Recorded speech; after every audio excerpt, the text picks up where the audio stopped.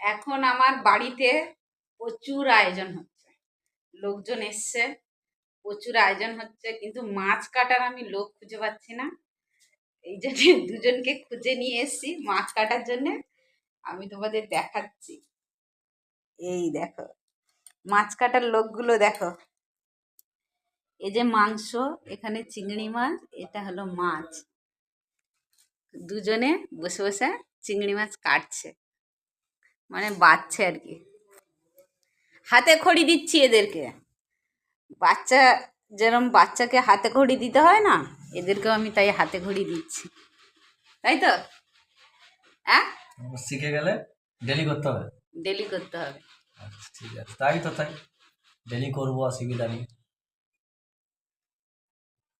সে একটা নিয়ে পড়ছে, তার দিকে এমন ভাবে তাকিয়ে আছে, কি গো? তার সার্জারি করেই তারপরে ছাড়বে। এখানে সবজি সব আছে,